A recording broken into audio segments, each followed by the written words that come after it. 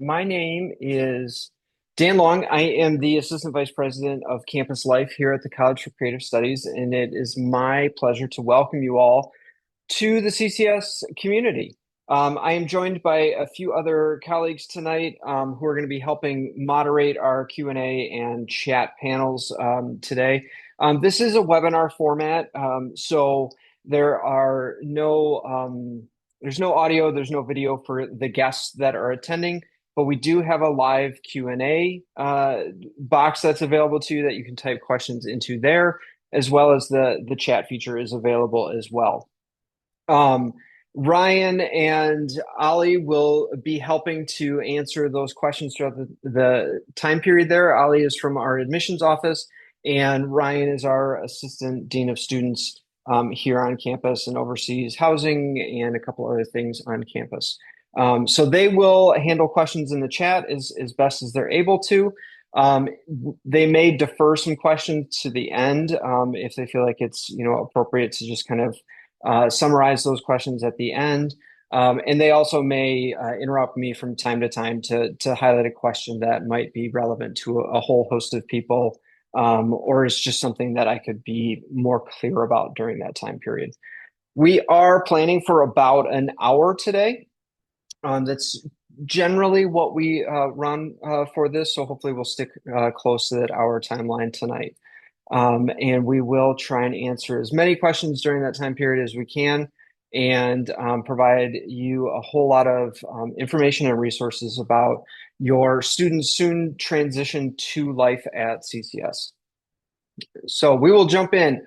Today's agenda, I am going to go over a little bit of what the academic and social transitions are going to look like starting the college journey at CCS. I'm also going to talk a little bit about how, as family and community members, we can best support the students that we have attending CCS. I'm going to talk a little bit about directly how you can help your student navigate some challenges they might face during their time here at CCS. And we're going to go through some of the highlights of the resources that are available to students on campus throughout the course of this presentation. And we will, of course, wrap up with some questions at the end of the presentation as well. So to jump right in, the academic workload is really going to be the thing that students notice as the biggest change from their time in high school to college, or if they're coming from a community college or a more traditional university setting if they're a transfer student. The academic workload at CCS is driven by a few things. One, we are incredibly studio-based. Most of the classes that they will be taking during their time at CCS are in the studio. There's a different level of expectation of how students engage with those studio courses. It's not nearly the same as studying for exams, taking exam, and being done. There is a very different structure around an iterative work process where students are going to be repeatedly touching the same project throughout the course of the semester. There is the aspect of critique that goes along with studio practice, where students are going to be asked to put their work up on the wall and have public commentary on that work and what could have been done better and what went very well for them in that project. All of this can really combine to make students feel overwhelmed. We are a full-time course load is going to put them in the classes for approximately 27 hours a week. If you add homework on top of that, we're looking at what we project as 40 to 50 hours of academic work, which doesn't inherently sound like a ton. That's what we all work, a 40-hour work week. But from direct personal experience, that's not how our students work. They do not stop at a 40-hour mark. One of the challenges that students will have to overcome during their time at CCS is knowing when to back away from a project and when to decide something is done or good enough to turn in. Students in art and design fields struggle with that feeling that their project is not perfect yet. Their project is not ready for someone to judge it, someone to take a look at it and give them feedback on it. What we try to train our students to learn is that every project is that growth and development process. Each project is going to be better than the one before it, So it doesn't matter that this project that they're turning in right now is not perfect. It's the process that they go through to learn those steps and develop and redevelop over time. This is going to make them feel overwhelmed at times. This is going to make them feel potentially inadequate at times. And that academic transition is probably unlike what they've experienced up to this point in the high school setting, community college, traditional university setting. Oftentimes, students come to CCS as the quote art star of their previous school experience, where if anything needed to be designed, painted, illustrated, they were the student that was asked to do that. It was always they were the shining example. That's who our students are. The challenge that they're going to face when they join CCS is that there are 1,200 students that are all the art star from their community. So there is going to be some adjustment period behind all of that. Another big factor is that their structure is gone. The traditional K through 12 setting, you go in the morning, you come home in the evening, you have a dedicated block of time that you might be doing homework. Classes are regimented. There's a bell. There's, all of those sort of structures. Those structures do not exist in the college environment. Class time is a little bit more fluid. They always start on time, but they might end at different times. And then it's up to the student to make a good decision about what they do with that extra time. And good decision has a lot of definitions in how they use that lack of structure. There is a point in time where all of us need downtime. We need relaxation. We need to check out.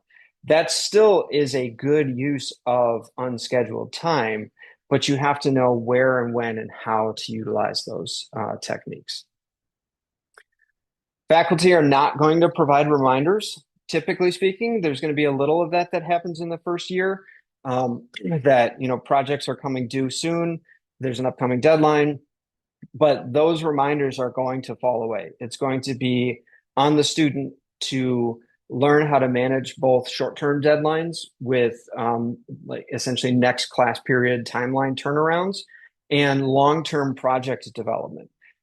As they progress through their curriculum at CCS, once they move through the first, second, third year, each time they move up, the project durations get longer. In the junior and senior year, students are likely going to be, at least in one of their classes, working on a project that may take the entire semester, potentially the entire year. They might be working on one final project for their entire senior year for a specific class. They have to develop those skills over the course of the time, and our curriculum is set to help them develop those skills over the course of time so that by the time students are graduating, they are able to manage those 3, 6, 9-month deliverable deadlines. But again, they're not going to have reminders along the way. There's not going to be check-ins. So students are going to be asked to build resiliency. They're going to be asked to build self-advocacy, and they're going to be asked to build their own skill sets of how they manage their own workflow. And the thing that I like to reiterate the most at the end here is that there's a lot of help at CCS. There are a lot of people that want to help our students succeed, that want to teach them specific skills, whether it's in their art and design field or it's just supporting their academic career. There's a ton of people that want to help, but students are going to have to ask for it. That help is not going to be necessarily forced upon them. And so learning when to ask for help, how to ask for help, and who to ask for help are some of the critical skills that we're trying to help students develop during their first year at CCS. So I like to go back to this first point just because I think it's something that's really critical in helping a student navigate their first year at CCS. They're likely not going to be the art star anymore. CCS is an incredibly talented student body. There's a high degree of skill to get into CCS, and an even higher degree of skill that they will be leaving CCS with. A lot of students do struggle with this in their first year.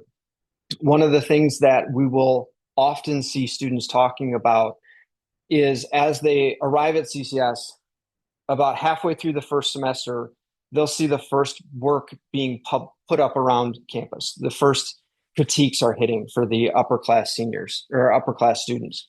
They'll see that work going up, and it frankly is incredible. It's incredible work that students are being able to do after just 2 or 3 years of time at CCS.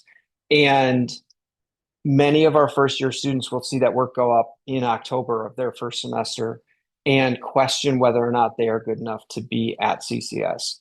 Hopefully, this is something that will come up in conversations that you all have with your student. It's incredibly important that we remind them that this is a journey and that they are taking steps to that. And there is inspiration in senior level work that they will see around campus, but it shouldn't be seen as a point of comparison.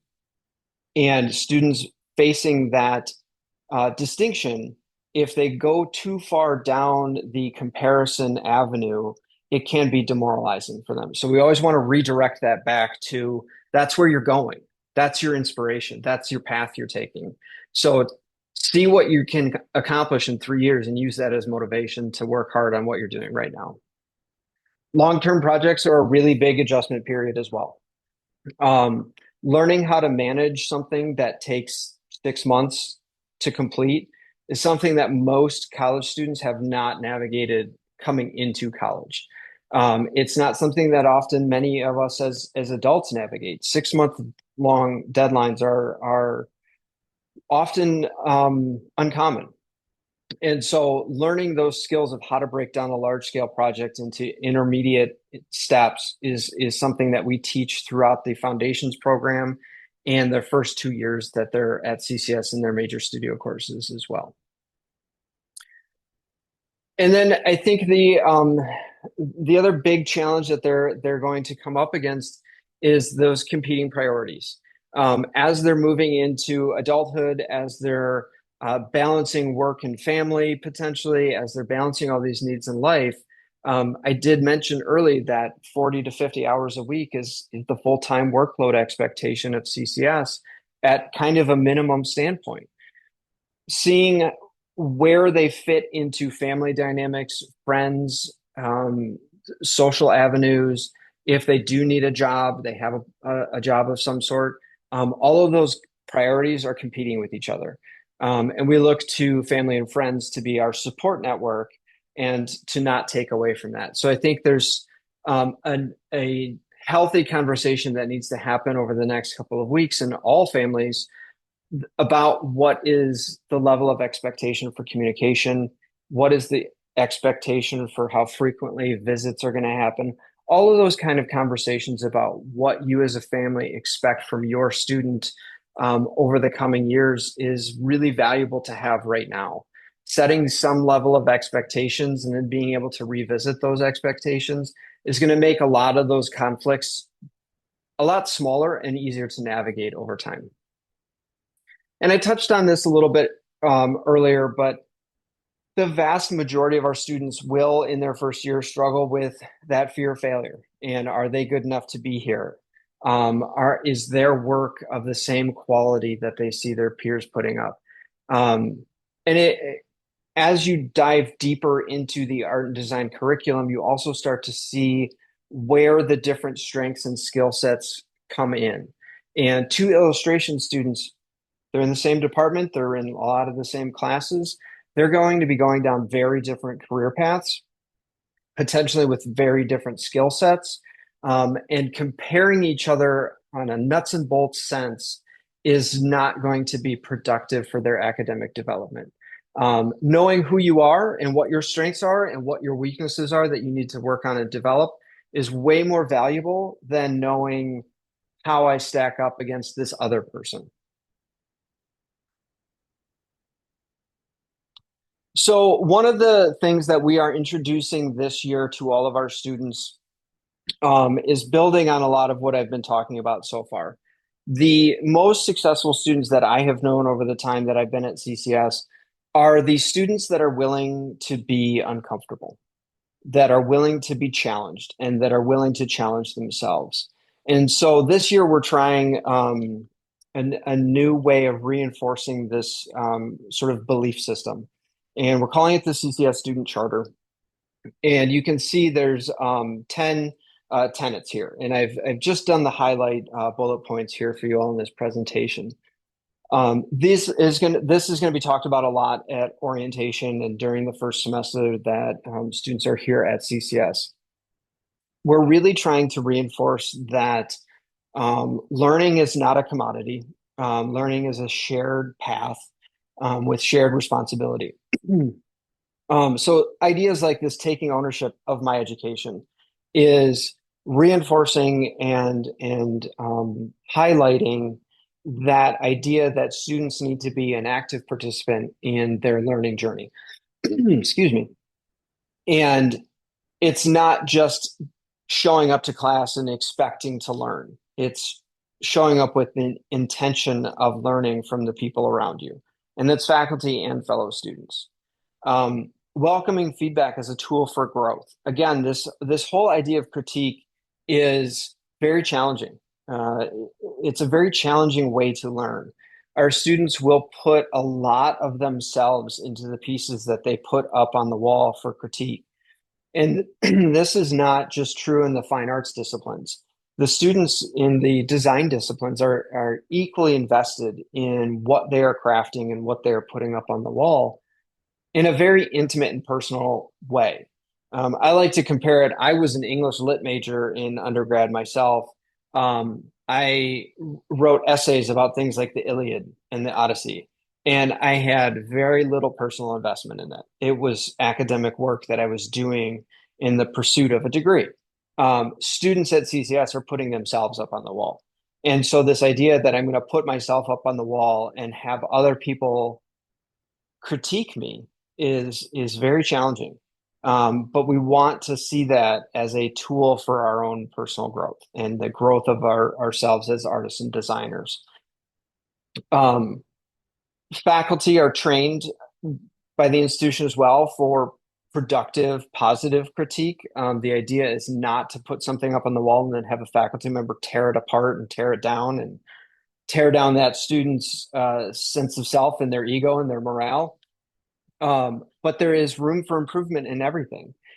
Professional working artists that have been faculty with us for 20 or 30 years are still themselves putting work out for critique and receiving that type of feedback.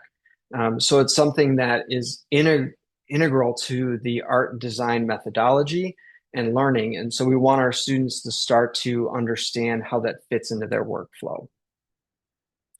And the last one I'll really touch on here is the very last one about co-creating and not consuming. Education is not something that you can buy.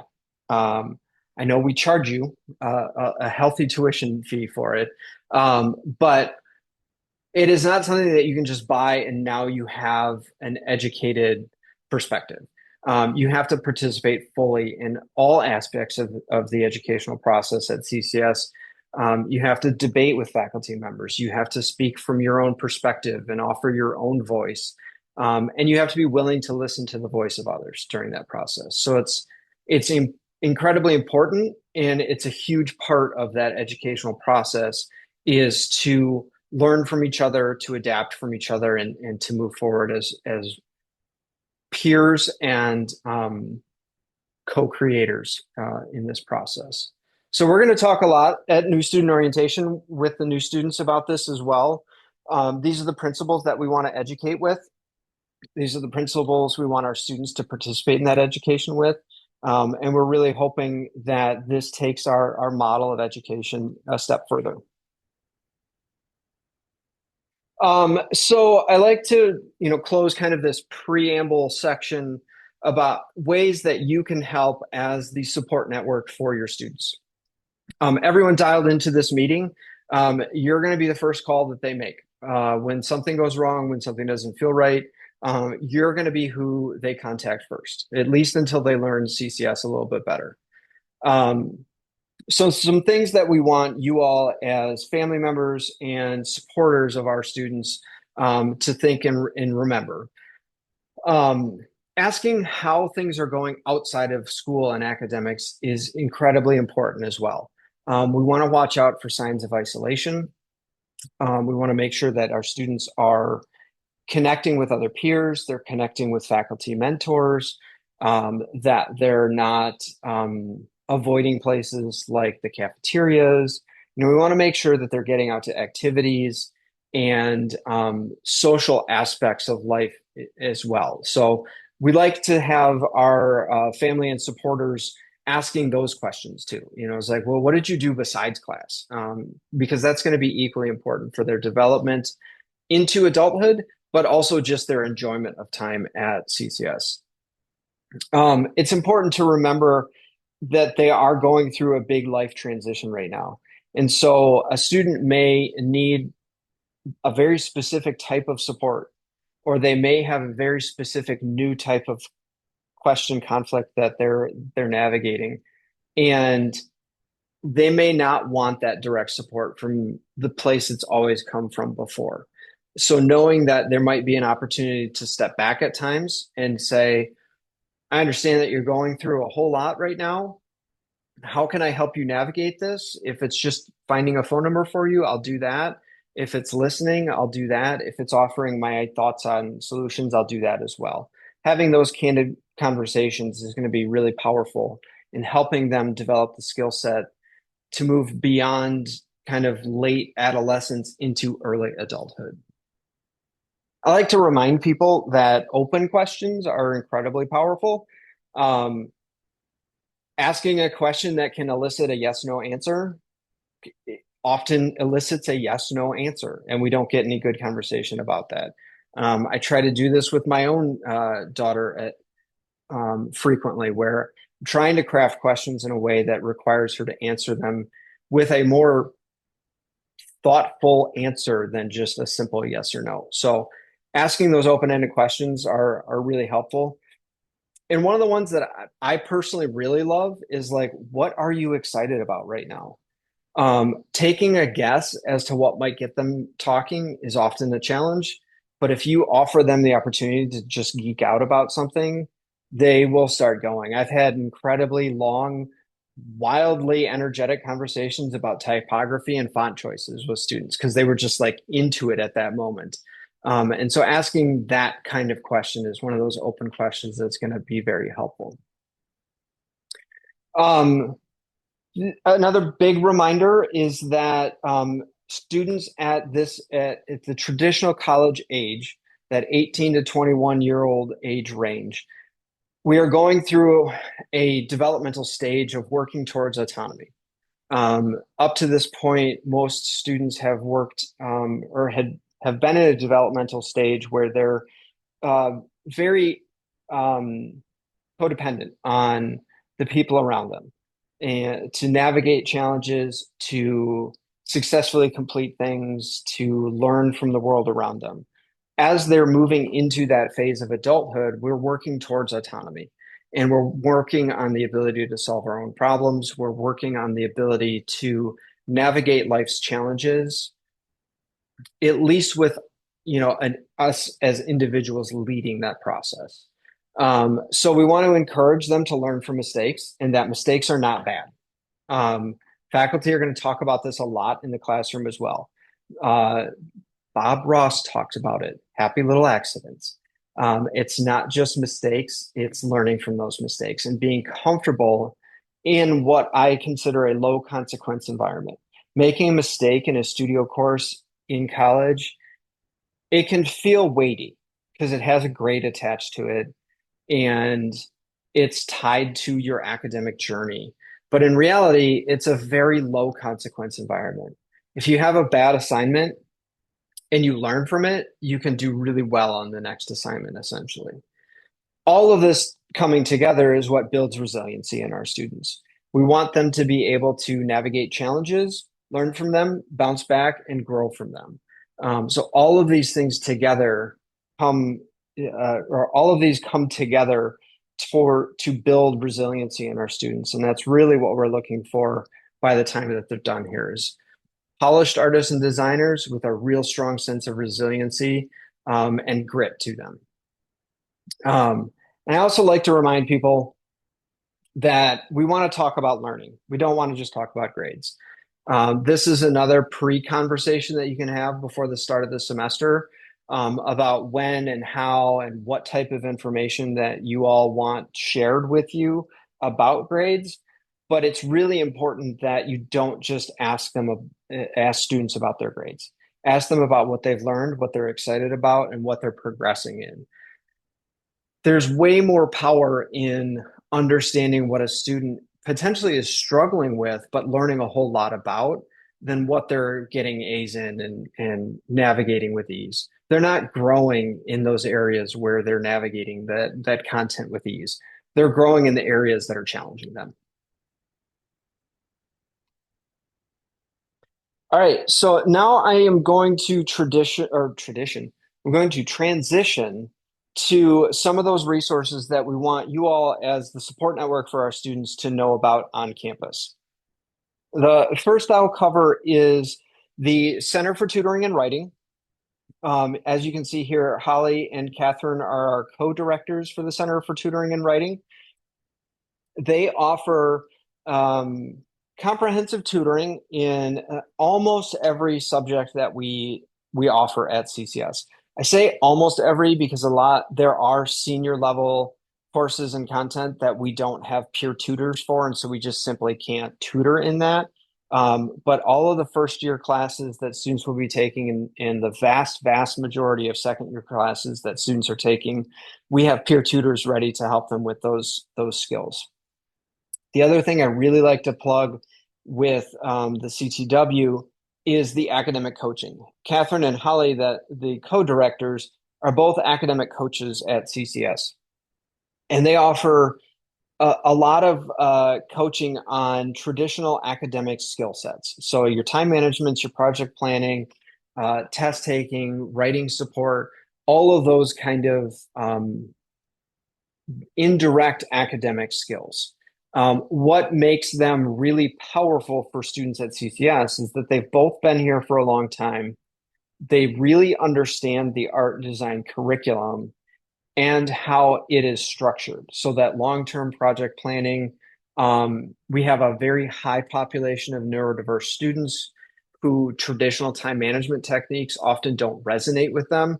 They work with all of those students. They have alternative, methods that they can suggest. They have ways of organizing that are approachable for neurodiverse students, and it's all built around the art and design curriculum.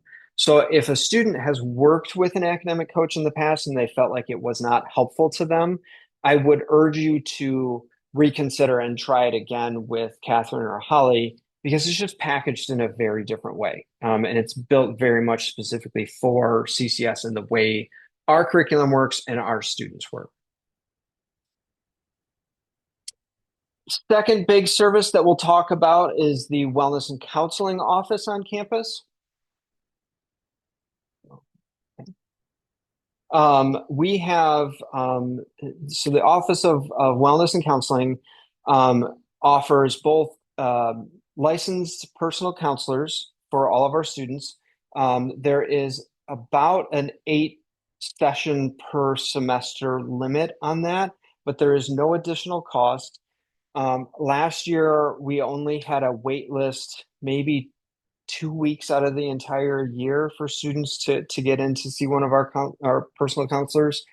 And they work on a short-term solution-based model. So it's not meant to be long-term therapy relationships. They're meant to be a student coming in. I have, these 2 or 3 problems, I'm trying to develop a skill to navigate them. And then the clinicians working with them around those concepts and how to navigate the challenges they're going through. We see a lot of students for academic stress. We see a lot of students for social adjustment issues. A lot of students work their way through there for things like depression and anxiety. All of the typical sort of counseling needs can be worked through in the personal counseling office. So this slide here goes a little more in depth into the clinical counseling services. They do have some level of specialized care for substance abuse, disordered eating, some of those kind of heavier hitting subjects. Often that's a preliminary work that they're going to do with those students, and then they're going to make a really good referral to an external clinician that can provide a more comprehensive treatment plan in those kind of areas. Um, and they do also a little bit of relationship counseling as well. So if a student is navigating a personal romantic relationship challenge, a peer relationship challenge, they can help navigate those as well. Um, the other thing that we'll touch on here is that we do offer a 24/7 telehealth-based telecounseling service for all of our students as well. It's, again, available to all students at no additional cost. All of the information related to that is found on the Wellness and Counseling page. This is a completely tele-based clinician support mechanism.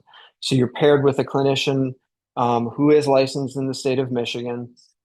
They support something like 20 native languages. So if English is not your first language, this might be a great avenue to go as well. They have a lot, like I said, about 20 languages that they can offer counseling in. And it does include 24-hour crisis support. So if a student is having a mental health crisis at 3 o'clock in the morning, this is a resource that's available to them. And that resource is also connected back to the institution. So if there is a level of urgency to that phone call, on-campus personnel are going to be notified and brought in to help support that student in that moment. UWell also includes a telemedicine avenue. So if you have ever used like Blue Care Network or Blue Cross's tele-based medicine, where you virtually chat with a doctor or a nurse practitioner, they offer a very similar sort of thing. So minor illnesses they can treat through the telemedicine service as well. And then we do keep a robust set of community resources and clinical referrals. So if there's something that's coming into the wellness and counseling office that's outside of the scope of what we can handle, we are going to make a really good referral to the external community to help get the student the support that they need. And I think it covered, oh, I will also talk about all students are automatically enrolled in our supplemental accident insurance policy. This is a secondary insurance platform. So if you do have insurance of your own that your student is covered by, this would be on top of that insurance. So it would cover things like copays, out-of-pocket costs. You could be reimbursed for those things as well. Our supplemental accident insurance, we have installed it because we have things like wood shops and we have metal shops and we have hot glass and we have laser cutters, and accidents do happen on campus. And we want to make sure that our students have coverage if they need stitches or, something along those lines, so that there's not that gap in coverage. We don't want to see a student have an accident that turns into something worse because they didn't have any type of health insurance coverage. It does extend off campus as well. So we've had students that had injuries related to a car accident, and they had, a $2,000 bill out of pocket cost after their insurance covered everything. Our accident health insurance covered that cost for them as well. So it's not just confined to accidents that happen on campus. It can extend into other areas of your life as well. And if your student is uninsured, we do offer a pretty low cost health insurance package for all of our students if they'd like to opt into that. Students will get a lot more information about that at new student orientation. So I'm not going to spend a lot of time on here, but other than to say it is available should you need it. And then briefly, we'll cover disability services. If your student has had an IEP, a 504 plan, or does have a qualifying disability, CCS, of course, does offer accommodations for those qualifying disabilities. Students are encouraged to self-disclose a disability. We cannot offer any sort of retroactive accommodations. So even if a student is unsure about the accommodations process and whether or not they want to utilize that at CCS, I always encourage them to have a conversation with me about what their concerns are, what their reservations are, so that we can make a decision together of what the best path is. One of the really nice things about the higher education arm of accommodations versus the K through 12 504 IEP path is that um, accommodations at the higher education level are completely self-managed. So at any point, if a student wants to stop receiving formal accommodations, they can opt out of the whole system. If they want to limit the scope of what their accommodations are in a way that they weren't able to in the past, we can do that as well. It's also at the student's discretion of how they utilize those accommodations. So one of the frequent ones would be, extended time on tests, uh, taken in a private testing area. Um, Many students come from a system where if they had that accommodation, that meant every single test that they took throughout their time at high school had to be taken in the resource room, had to be taken with that extra time, and had to be navigated in that way. At CCS and higher education in general, it's up to the student. They can take one test with their accommodations and they can take a second test without their accommodations. They can pick and choose how to utilize those accommodations. So there's just a lot more flexibility in how they utilize those. So, like I said, I always encourage a student to have a conversation with me. And even if they leave that meeting ultimately deciding, yep, I don't want to do this right now, that's fine. We don't have to put anything in place. The steps are pretty straightforward and simple. I am the primary contact for students with disabilities. So students would just need to give me a call or send me an email. I will need some type of official documentation substantiating that disability. We do have a generic form available on the website that a student can have their doctor or therapist, fill out for them. They can also submit a letter from their doctor or therapist outlining what their diagnosis are and what their accommodation needs are. Or if they have an IEP from their high school within the last 2 years, I can accept that as well as that documentation. Once I get that information, I'll schedule about a 20-minute meeting with the student. We'll review all of the documentation, all of their concerns, and we will leave that meeting with what their accommodations will be at CCS. At CCS, once you have those approved accommodations in place, they are good for the entire time that the student is at CCS. So they'll never have to reapply, they'll never have to renew or resubmit any sort of documentation after that initial meeting. Moving on to academic advising. What I recommend to every single student is that one of the people that they should know the best at CCS is their academic advisor. The others are their department chair and their department program manager. But their academic advisor is going to help with all of this incredibly long list of things you see up here on the screen now. The academic advising and registration office basically handles everything related to a student's degree path.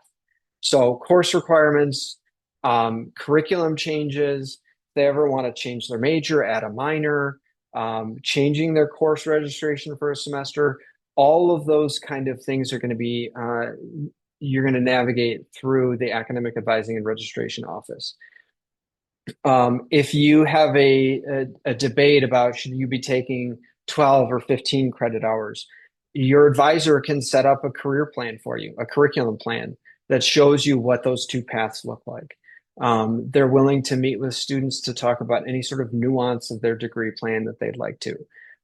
So I highly encourage every student to make sure that they know who their academic advisor is and that they have met with them at least once during their first academic year at CCS. And the advisor is really going to try and make sure that happens as well. But their advisor is going to be a person that they're going to be sticking with for 4 years and is going to be the person that helps them navigate any curriculum confusion that they might have. Students do have an option to look at all of this information themselves through the self-service platform. This is some of the information that academic advising sends out. The curriculum chart is something to keep an eye on throughout the entire academic journey that your student is on. All of the courses that they're supposed to take and will take in a specific cadence to have them graduate in 4 years will be laid out in that curriculum chart. They can log on to self-service and see that so that they know exactly what they're supposed to take this semester, next semester, and 3 semesters from now. You can request a hard copy of your academic evaluation or your transcript through self-service as well. And you can pre-select classes for registration in self-service as well. So when it comes to registration time periods, you can go in there and set what you want to do prior to the registration window actually opening. So this is, again, all of those roles of the academic advisor. I'm just going to summarize this again as make sure that your student knows their academic advisor. And if they have any questions about their career, their curriculum, or what they should be taking at CCS to keep them on track, it's that academic advisor that they're going to go to. Here's the basic contact information. Ali is recording this presentation, and I believe we send the slide deck out with this as well afterwards. So all these various contact informations will be in the slide deck for you afterwards. We'd like to pause here and discuss FERPA because the academic advising director and registrar is our chief FERPA compliance person on campus, and so she makes sure that I don't skip this part during family orientation. So if you're not familiar with the Family Education Rights and Privacy Act, it is the federal act that governs privacy for academic records for all types of academics.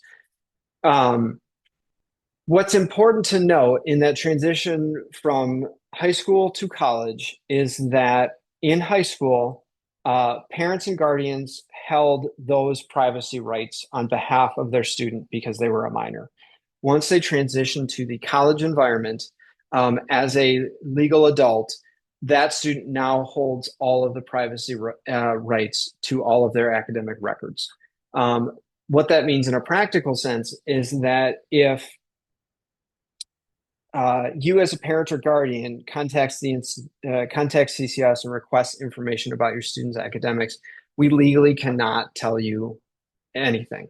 What constitutes an academic record is an incredibly broad spectrum of information. So it's critique notes, it is their grades, it is their code of conduct, judicial records. It is academic advising notes about their career path. All of that is considered part of their academic record and is considered private. We have some outs in if we have a health or safety emergency, we will contact the emergency contact on file and violate some of those privacy expectations in navigating that health and safety emergency. That's generally going to be the only time that the school reaches out to an emergency contact or someone other than the student to share information about that student. So that's critical that we just make sure that that's fully explained, that the student now holds all of those privacy rights instead of the parent or guardian. And I didn't include it on this slide somehow. Students can waive this privacy right though.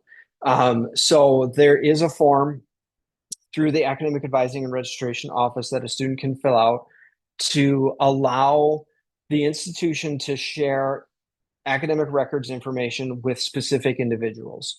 And it can be limited by the type of information that we're allowed to share. So a student can come in, fill out that form and say, you can share anything you want with these two people.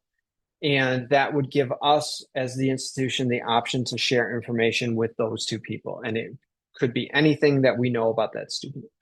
The student could also limit that to, I only want transcript information shared with this one person. And so that would allow us to share something like final grades, but not code of conduct, judicial matter information, or course registration information. So the students do have an option to include other people in those privacy restrictions. So this is another one of those key conversation points before the semester starts, ideally, is the student going to solely retain all of those privacy rights, or are they going to share some of that information legally with you as the parents and guardians? All right, we'll talk a little bit about housing. For those living on campus, we do have two housing units available on campus. The first is the Art Center building, which is more of a traditional apartment. They have shared bedrooms, a common living room, and a common kitchen in one apartment unit. The Taubman Center is more of a college suite style. There are no kitchens in the Taubman Center. It is a shared suite room that has a bathroom built into that room. So they're much more kind of what we all picture as traditional college housing. Each building has a professional staff member that lives in that building 24 hours a day. We have 21 student staff who are hired as resident assistants to help in that building as well. All of those individuals are trained for things like roommate mediations, conflict resolution, crisis response. If there's anything that ever goes wrong in housing, we have essentially a network of people that are going to respond to that problem and get the right person in place to help solve that problem as quickly as possible. I will say roommate mediations and roommate conflicts are at their peak in the first week of October. It's a high stress period with midterms coming up soon. Kind of the honeymoon period of living with roommates may have worn off some, and people's idiosyncrasies are starting to become a little bit irritating. So we see a kind of a peak of roommate conflicts coming up around that time period. We try and resolve them. We bring in our RAs who are going to be peer mediators in that space. Try and mediate through those conflicts, get everyone back into feeling like they live in a good, supportive, healthy environment. But if it can't be resolved, we will ultimately look at moving people if we need to. But we like to resolve things within the suite and reach an agreement that everyone can live with. Housing applications, we hope go live every year in January. Sometimes we launch a new housing software, or there's a tech glitch and so it gets delayed slightly. But that's when we tell students to start looking out for that application, is in January for the following year. And financial aid. So 98% of our students receive merit or CCS grants. We like to highlight that every student should fill out the FAFSA every year. A big reminder from our director of financial aid, Matt, is that filling out the FAFSA once is not good enough. It is an annual tradition that you have to, get used to and make sure that you do every year. It's what keeps you eligible for as much aid as possible. It also is what, if you have an income change, if you have a job change, a job loss, that FAFSA every year annually is going to reflect that change to make sure that you have, again, the most financial aid available to you as possible. Matt he's a big stickler for making sure that we have a comprehensive list of what you should actually expect to contribute to your costs. Obviously, we get paper bills or e-bills that go out in the fall and in the winter. But we also like to make sure people are keeping an eye on housing and food costs, books and supplies, transportation costs, and other personal expenses. Those things often get forgot in the first year because we're used to our student living at home with us, and all of those costs kind of just being absorbed into the family budget, and now they're sort of a standalone. And so sometimes those are the parts that are forgotten. My personal tip related to books and supplies is your student's going to get all of their syllabi with all of their comprehensive lists for all the supplies that they need. I don't recommend people rush out and buy everything that's on that list as soon as they get that list. Couple of reasons. One, there may be an overlap between the classes that you're not noticing, and you'll be able to share supplies between a couple classes. The other thing is if you buy that whole list at one time, it's a pretty large list typically in the first year, and it's a big financial hit in that moment. Spreading that cost out a little bit as supplies are needed is going to be a little helpful in making that budgeting work a little bit better. Every supply that a student could need is carried in our on-campus bookstore, and our pricing is competitive. We do not operate a for-profit bookstore on campus. It is not like a Barnes and Noble affiliate. So it's all part of our own internal mechanisms. So the pricing is as good as we possibly can make it. And everything that they could need is going to be available in there. I also like to highlight that oftentimes a supply might be on the list because they're going to need it. Like there's a specific type of white paint that they're going to need, but they only need a tiny little amount of it. And they probably could share with one, two, three other classmates and spread that cost out. So it's, waiting as much as they can on those supplies is going to be helpful.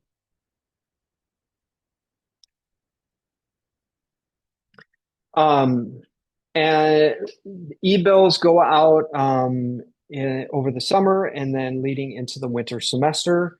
And we will, of course, accept payment in any way that you would like to offer it to us. So we have a monthly payment plan. You can pay online, and we will take payments, credit card payments over the phone and checks in the mail. So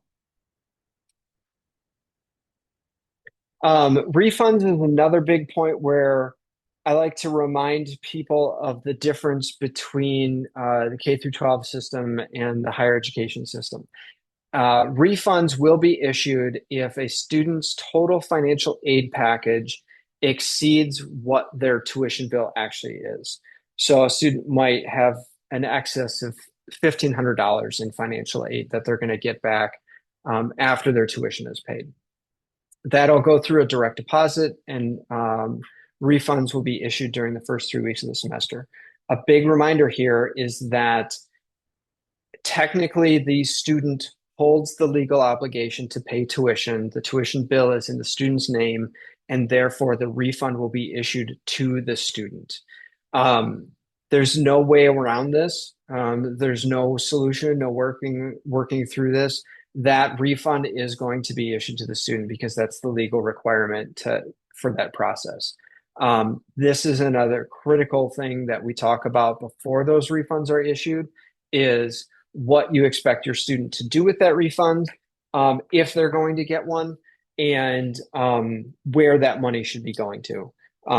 It can be used for all sorts of educational expenses because it is still tied to financial aid. But that includes transportation costs, housing costs, food costs, books and supplies. There's a very broad umbrella of what educational costs are considered according to the federal government. But have that conversation now before that refund is being issued so that everyone knows what everyone is doing. Again, it's really important that you update financial aid if life changes. So if a student is going to drop class or do a complete withdrawal, internships, change in family financial circumstances, um, changing their enrollment level, all of those questions, all of those changes, it is good to include financial aid in your conversations. There are financial aid implications from dropping from full-time to part-time student status. So knowing what those implications are before you actually make the decision and sign the paperwork to make that change is really, really important. So financial aid, academic advisor, two people that you need to make sure that you're keeping on your radar for any changes that your student wants to make to their academic career. And again, financial aid contact information, which we'll share again afterwards. I think this might be my last office to cover. So campus safety and security, let me go back here. We have directors of campus safety at both of our campus sites. So Dina Reiniak is the director of campus safety at the Taubman Center, and Amanda Gillette is at the Ford campus. They work very closely together. They're basically in constant communication. We use Allied Security for our on-campus campus safety officers.